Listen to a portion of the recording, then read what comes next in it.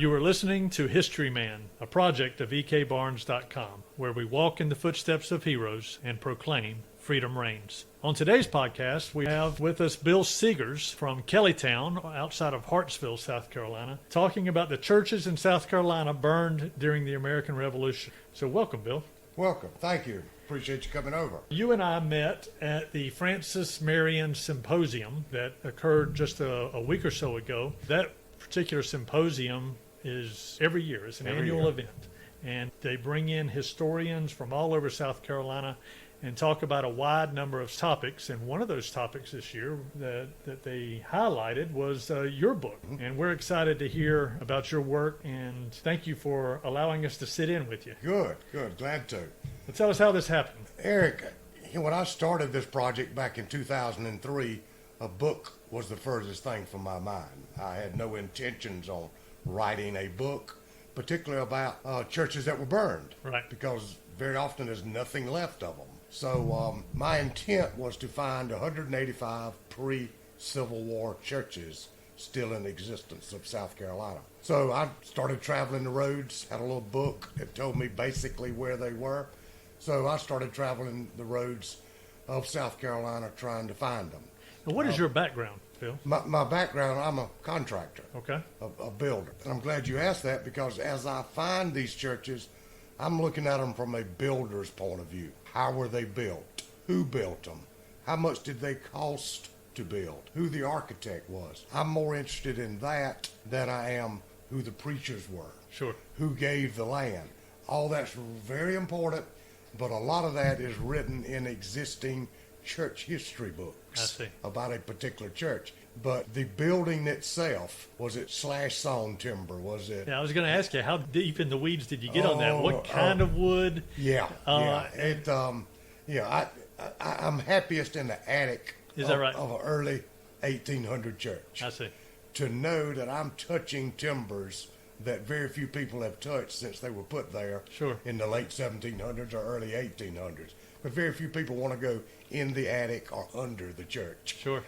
And so that's what we talk about in the book. We talk about the way the brick are laid in these particular Anglican churches. And so it's a different slant on history than just your normal names and places. It's why things are done the way they're done. And so anyway, after trying to find these 185 churches, then I started seeing other churches that were equally as pretty, equally as interesting. And so I started including some that were built after 1865, and even now churches I'm finding that were built in the early 1900s are very unique and very pretty.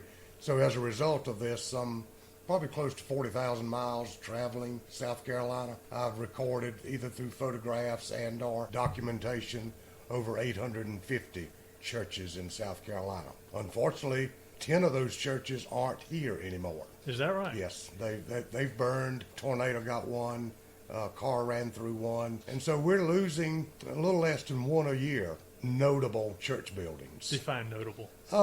Notable. They're either very pretty architecturally. There's something interesting about the history of them. How were they built? Who built them? We find very often in written records that the members built the church. Okay. Churches that were built in 1834. I know of one that cost $1,150, which is still functioning today as a church. Well, they got their money back on that one. They did. That was a good investment for them when it was built in 1834. Of course, it's sad to see any church burn. Sure. I'm also a volunteer fireman, and I've worked a church fire, and you just don't supposed to see crosses glowing red. Right. So I'm proud that I have pictures of a lot of those that are gone. Right. I feel sure there's other pictures out there, other photographs, but probably not along with the research that I've done on these particular buildings that have lost. To build a church, how has that changed from the 1700s to the 1800s to the 1900s? What are things that stick out from a 1700s church that are different than from an 1800s church that are different from a 1900s church? Is there that much of a difference? Yeah, there is, Eric. And I guess the best example that I can give of that is one that I'm very familiar with that was built in 1846. Okay. It's a solid brick building. It functioned very well for a long time. But the congregation wanted the building to be more comfortable, so they introduced heating and air conditioning to it. And in order for it to be economically feasible to do that, they added insulation. Okay. And they immediately started having problems with paint coming off the walls, moisture, buildup, mildew. Just the building wasn't very healthy. It was built to breathe. And with the introduction of heating and cooling, for the purpose of comfort, it started having problems. Now, there's ways to counteract those problems, and that's hopefully what they're in the process of doing now. Humidity control. So, these buildings were built very loosely. Okay. Strong, but loosely, and so they were allowed to breathe. The air flowed in, the air flowed out. It controlled, self-controlling moisture, if you will. Different products depending on what side of the state you're on? Oh, yeah, by all means. And also depending on how much money you had. Okay, all right. So like down in Charleston, you had some of the older congregations built out of seashells and some sort of... tabby construction. Okay. Where you mix crushed oyster shells, mix it with clay, and basically you pour walls. Instead of concrete walls, you would pour walls of this tabby construction. If you didn't have a lot of money and you lived in the back country, you had plenty of trees. I see. So you built wooden church buildings. Out of a particular type of wood? Most of it was pine. Okay. Yeah. Obviously, we had some good virgin longleaf pine at that time. Is there a difference in the different types of pine? Oh, yes. Yeah. In the building product? Yeah. Tell me what the difference would be. Okay.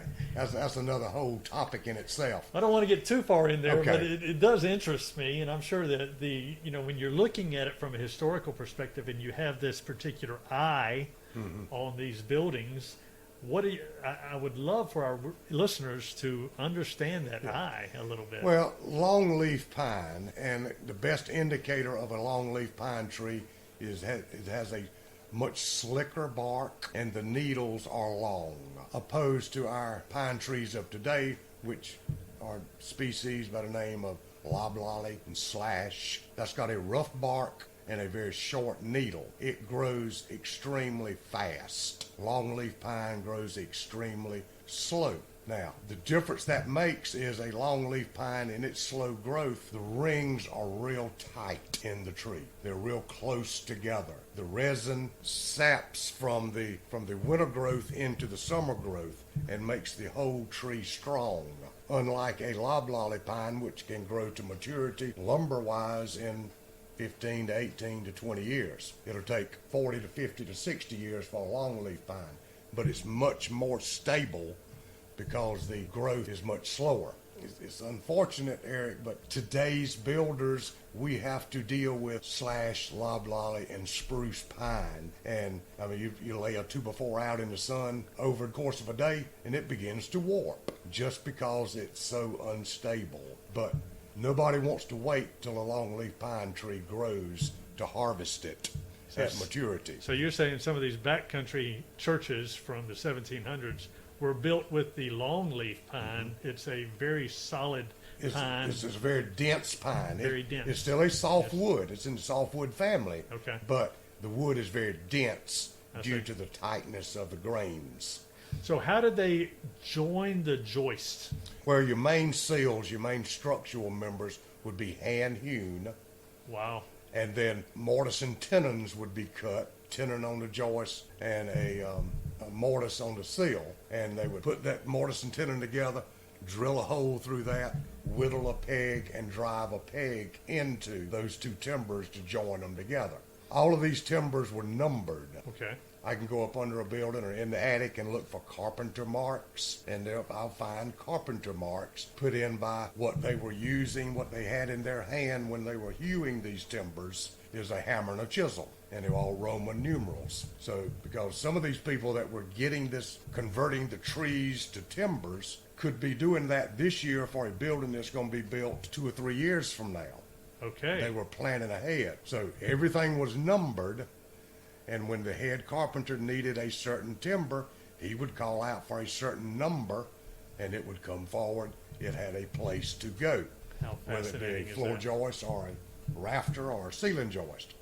Because it was a long process, and people did it all themselves as a community.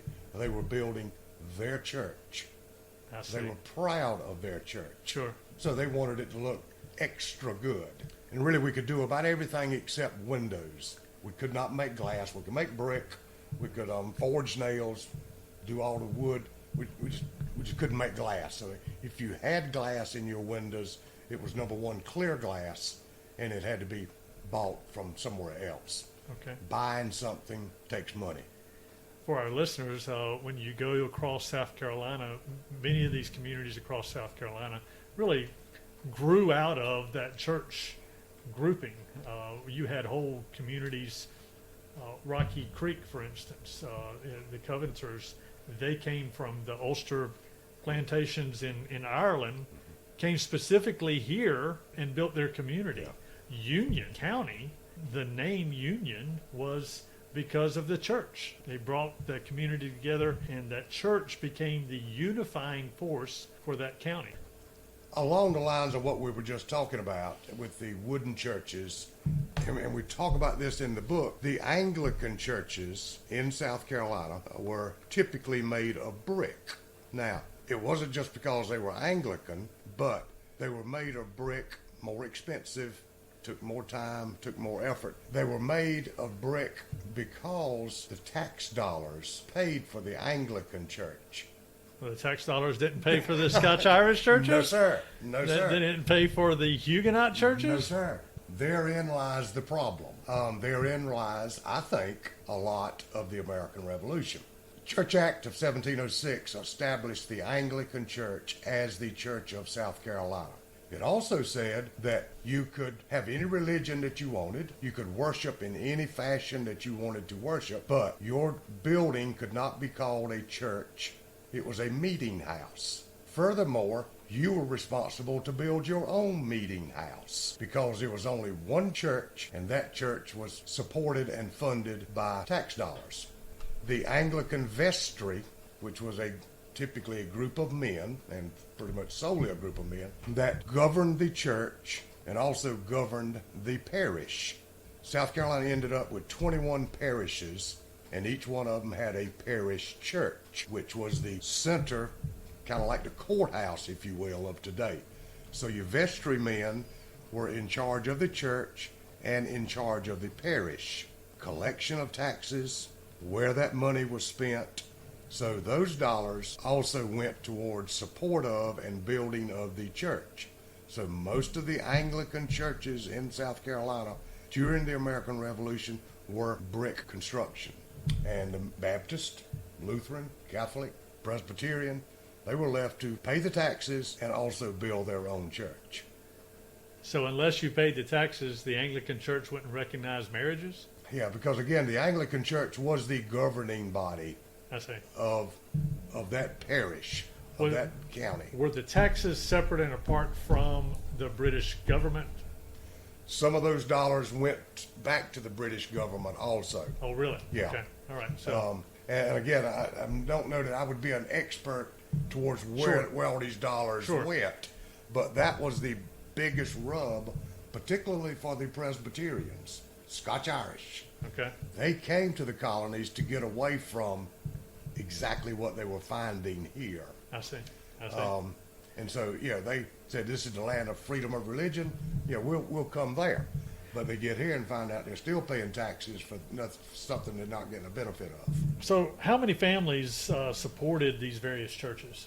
Obviously, depending on the size of the parish, but typically each parish would have a parish church, one parish church. From there, they may have Chapel of Ease. Particularly in Berkeley County, it was St. John's, which was Biggins, what we commonly know of as Biggins now.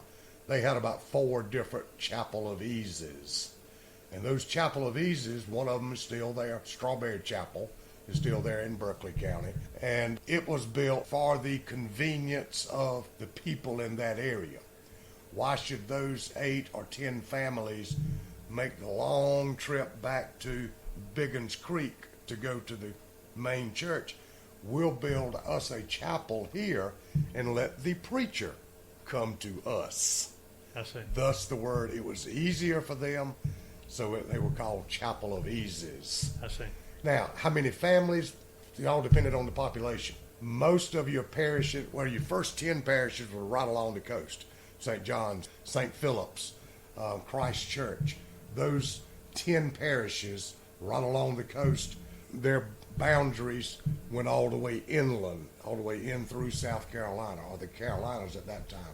As the population grew, they needed more churches, and so then St. Mark's was established, St. David's here in Sherrill, in the neighborhood up in Chesterfield County. That was the last parish to be established. So what started out as 10 parishes ended up as 21 parishes in the geographical area. So again, it's hard to say how many families just because of the size of the land. Even there in Charleston, what was St. Philip's Parish, the first parish, was divided into St. Michael's I see. and St. Philip's. So what were the denominations of the churches that were burned?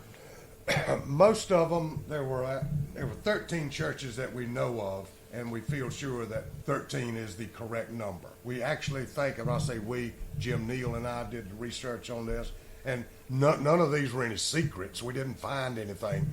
It's just that this is the only book that we know of that all 13 of them are talked about collectively. Sure. As one group. We did have some question on one, well, I had some questions on two, but one, a Quaker church over in Camden, we think was burned, Okay. but there's absolutely no written record of a Quaker church being burned, even though we do know that all of Camden was burned when the British left. So of that 13, there were 6 Anglican, 5 Presbyterian, and 2 Congregationalist denominations. And those Congregationalists eventually went on to be Presbyterians. They all had about the same faith. The Anglicans and the Presbyterians were right there neck and neck as far as the number burned of these. The number burned. The 13 is the number burned. Yeah, yeah. And we're talking between what year? We're talking between 1779 and 1782. Okay, so in those 3 years, Yeah. 13 churches were burned, and it was about half and half. So I guess Pretty the much. question is, why were they burned? Okay, all right. Now, that's where the big difference comes. I see. I think Presbyterian churches were singled out. They were singled out for a completely different reason than the Anglican churches were burned. The Presbyterian churches were burned primarily because the preachers preached from the pulpit in support of the Patriots and against the British. I see. A number of churches, a goodly number of those churches, were actually singled out to be burned to set an example for the others around. I know when we were at the symposium the other day, the question came up about the movie The Patriot, where they actually, in the movie, they burned people inside of the church. There was some discussion about that at that symposium. Were there any churches where people were burned inside the church? Eric, we didn't find any record of that. Okay. Even as mean as some of these soldiers may have been in burning the churches, we didn't find any record of, in any written history, that people were killed in the churches. Waxhaw Church up Lancaster County way. After Buford's massacre, all of the patriots that were wounded were taken into Waxhaw Presbyterian Church for medical attention. When Bannister Tarleton discovered that they had done that the congregation had done that to help the patriots, he and his men went and physically removed all of the patients and set the church on fire. So you ask about people and being burned in, that's the only closest that I know of that people and churches are even mentioned in the same conversation. And in that case, he physically removed the patients and burned the church just because they were aiding and helping the wounded patriots. Okay.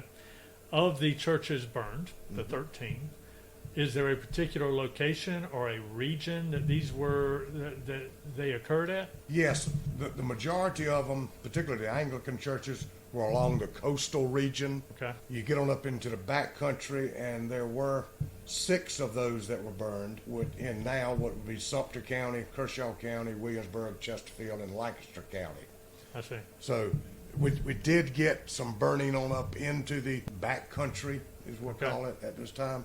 Most of those 6 that were burned in the back country, 5 of them were Presbyterian, One was an Anglican church that Okay. was burned in the backcountry over in Sumter County. So you said there was a difference between the Presbyterian churches and the reason they were burned and the Anglican churches. Why were the Okay. Anglican Oh. churches burned? Well, yeah, I guess for several reasons. Two Anglican churches that were burned that I know for sure of, they had ammunition stored in them. Gunpowder, I see. ammunition. Well, they were brick churches, They were right? brick churches. They were brick fortresses, Right. basically. That would And- make sense. And so any material that was put in those churches would just be automatically consumed once they were set afire. The two that were burned, one was Biggin's Church at St. John's Parish outside of Monk's Corner. Okay. When the British were being run out of Monk's Corner, they were retreating to they thought the safety of Charleston. They very quickly determined that they had too much weight. They could not physically take all the ammunition that they had. gotcha. So they put it in the church, and the British set the church on fire just because it would not fall into the Patriots' hands. Right, They right. wanted to get rid of the ammunition, lighten their load, so they could run faster or march faster. Makes sense. To Charleston, yeah. The other one that a very similar thing happened is Sheldon, down in Beaufort County, and probably One of the most iconic church remnants. recognizable building. Yes, Right, yeah, right. is Sheldon.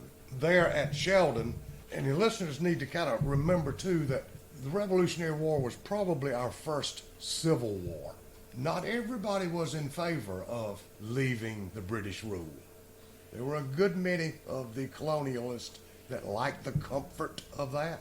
They didn't want to branch out and start all over. And so, yes, you very often had neighbor against neighbor in the American Revolutionary War.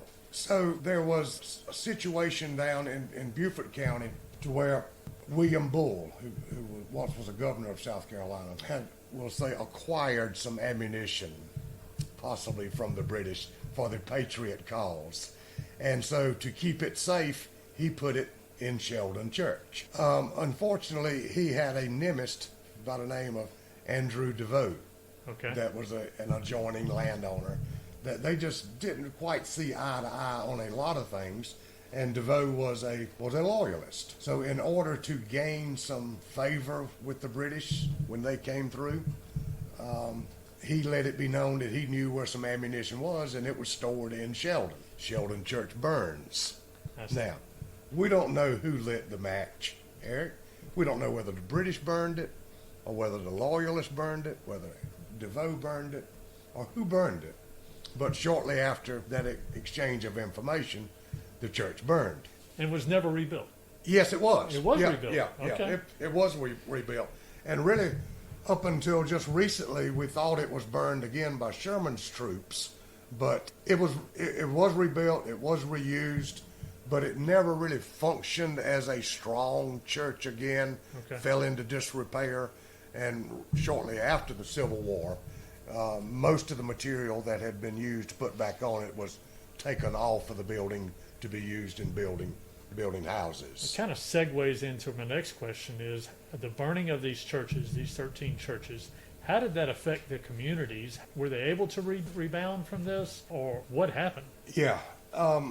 Most all the churches were rebuilt Okay. in some fashion or another. All of the churches continued having services immediately. Immediately? Immediately. Okay. They realized the strength of their faith. So, yes, they turned back to the Lord for strength to continue. They may have been meeting in a bushy arbor. What is a bushy arbor? Bushy arbor is basically just a little lean-to shed Okay. All that right. you would put up very quickly and temporarily just to have a place to go under to meet. They may have met at houses, I don't know, but they immediately went back to worshiping their faith, whether it be Anglican or whether it be Presbyterian. Not until after the British left Charleston in 1782, the war subsequently ended shortly after that, did things begin to get back to normal, and when they did, then churches were rebuilt. The other reason, Eric, that Anglican churches were burned, and again, Anglican church was the British church, if you will. Sure. It was built with British money, basically. And so very often people said, well, why did the British burn their own church? Well, we know of two situations with the ammunition. But the other Anglican churches, with the exception of one, and we'll talk about that, was burned by the British as they retreated or as they were run out of either whether it be Charleston or whether it be Georgetown. Mm-hmm. They had used, for instance, Prince George Wynyard, then in downtown Georgetown. Winya Bay. Yeah. They had used the Anglican church there in Georgetown as their headquarters. They stabled horses in the church. They conducted business in the church. When you talk about quartering soldiers, churches were not off limits. They were quartering horses right. and soldiers. Yeah. That one, Christ Church, okay, same way, which is out Mount Pleasant way. Both of them were used as headquarters. I see. So when they were run out of these churches by the Patriots and run out of town, they were mad. They were upset. They realized they had been defeated, and they didn't like that. So they lashed out and burnt the church that they just left, just to do as much destruction as they could do. And you ask about rebuilding. Prince George Wynyard, there in downtown Georgetown, is the only church in South Carolina that did in fact see flames and is in continuous use today. I see. All the rest of the other 12 churches that were burned, where they worship now, if there's a church there, is a replacement church. But the four walls of Prince George did in fact see flames, and it has continued to be used. Of course, they added on to it between 84, I think they started, and ended up in 1822 when they finished that degree of renovation and additions. So there were 6 burned, Yeah. and of those 6, only 1 is still in use. It's still in use. The building that The actually building saw itself, flames. the 4 walls Yeah. of that Yeah. building. Yeah. Okay, well, that's interesting. The others may be around. It's Yeah. just a whole different Yeah. building. Like Sheldon, I mean, Sure. it's still there. Biggins is still there. Christ Church is still there. They don't have regular services in it. Okay. Now they have another I see. building. I see. Now they may have some special services, but yeah, those masonry walls, I see. even at Christ Church, that are standing today, did see flames. When we think about church burnings now, it's more of a criminal offense rather than an act of war. But were any of these criminal offenses? So we're not interested in suspects being caught and hung. No. You didn't find anything along those No, lines? no, nor did we find any indication that the British leaders in charge told underlings to go out and burn churches. I see. Now, when I say the leaders in charge, we're talking about Cornwallis, the head man. Did he tell Tarleton? Did he tell Weems? Did he tell Turnbull to go out and burn churches? We don't see any record of that. Now, once they got out in the field, who knows what a soldier will do? We do know that when Weems burned Indiantown Presbyterian in Williamsburg County, he himself deemed it a sedition shop. In other words, they were against the crown. He dealt with it by burning the church. Rocky Creek, when William Martin found out that Waxhaw had been burned, he preached from the pulpit the next Sunday. Preached a very fiery sermon. Very fiery. Got them all fired Yep. up. Oh, yeah. And these are old-time Scotch-Irish, Ulster Scots. That's right. They had just come off the boat a few years That's right. years before, so they had an understanding of what was going on. So when he made that sermon, he really got them fired up. So when they were told to go and dispense the congregation, break them up, some of the British took that to mean burn the church. So they burnt the church. They burnt William Martin's house, took William Martin captive, and he stayed in prison for the rest of the war, did come back to preach. But, again, I think, Eric, that it was a lot of foot soldiers that actually did this. Did Bannister Tarleton tell them to do that? I think in his case, he probably did. Cornwallis told him on a number of occasions, do not make these people mad. You're not doing the British any favors. And he was bloody Tarleton. He was young and impetuous. That's right. wasn't he?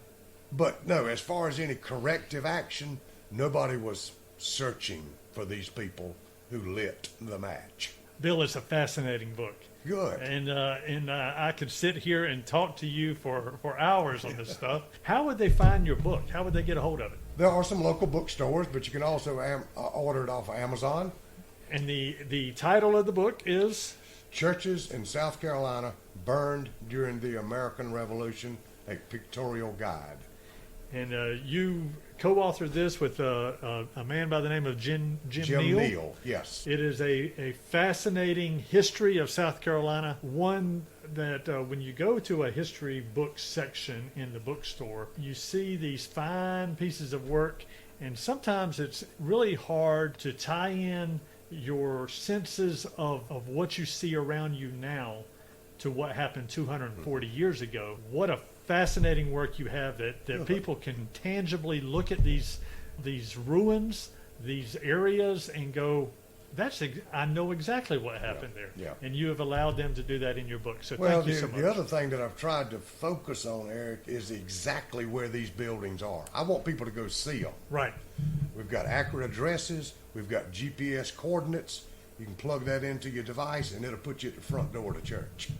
Bill, let me ask you this. What does liberty mean to you? Liberty means the freedom, the right to be able to exercise my thoughts, the privilege to be able to exercise my thoughts and to express my thoughts. Yes, I need to know, and people need to know, that exercising that also has its consequences, but at least we have the right to do that. Well, thank you so much, Bill. Thank you. Appreciate it.